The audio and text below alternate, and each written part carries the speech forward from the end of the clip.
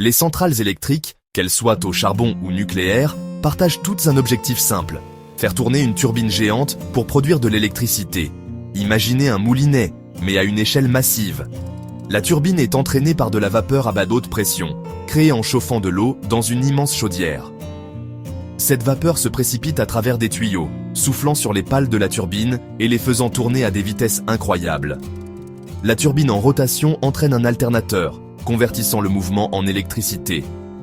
Après avoir alimenté la turbine, la vapeur est refroidie et recondensée en eau, prête à être réchauffée et réutilisée.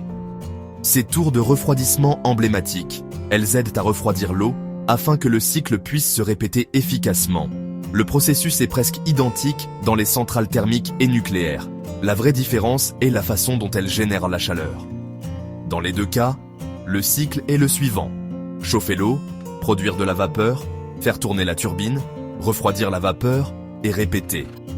La question clé: quelle est la source de cette chaleur intense? Dans les centrales thermiques, c'est le feu. Dans les centrales nucléaires, c'est la fission des atomes. Ce choix de combustible change tout. Voyons comment. Les centrales thermiques brûlent des combustibles fossiles, charbon, pétrole ou gaz, pour créer de la chaleur. Ce processus est simple et fiable, mais il libère d'énormes quantités de dioxyde de carbone et d'autres polluants, contribuant au changement climatique et nuisant à la qualité de l'air. Même avec des filtres modernes, ces centrales ne peuvent pas capturer toutes les émissions, et les combustibles fossiles sont limités et souvent coûteux.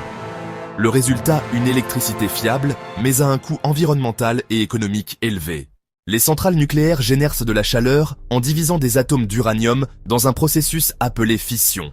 Lorsqu'un atome d'uranium se divise, il libère de l'énergie et plus de neutrons, créant une réaction en chaîne contrôlée à l'intérieur du réacteur. Des barres de contrôle gèrent cette réaction, assurant sécurité et stabilité. La chaleur de la fission est transférée à l'eau dans un circuit fermé, qui chauffe ensuite un circuit d'eau séparé pour produire de la vapeur. Cette vapeur fait tourner la turbine, tout comme dans une centrale thermique, mais sans brûler de combustible ni libérer de dioxyde de carbone. La France dépend fortement de l'énergie nucléaire, avec 57 réacteurs fournissant environ les 2/3 de son électricité. Cela fait de la France un leader mondial de l'énergie à faible émission de carbone.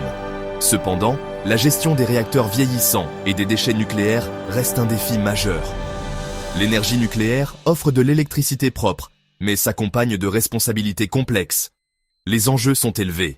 Les centrales thermiques polluant l'air, les centrales nucléaires créent des déchets radioactifs.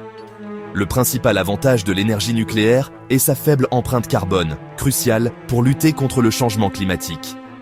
Mais les déchets radioactifs restent dangereux pendant des milliers d'années, et les accidents nucléaires, bien que rares, peuvent être catastrophiques. La construction et le démantèlement des centrales nucléaires sont coûteux et lents, tandis que les centrales thermiques sont moins chères mais plus polluantes. La stratégie énergétique de la France repose sur le nucléaire pour la stabilité et les objectifs climatiques. Mais elle est confrontée à des choix difficiles à mesure que les réacteurs vieillissent.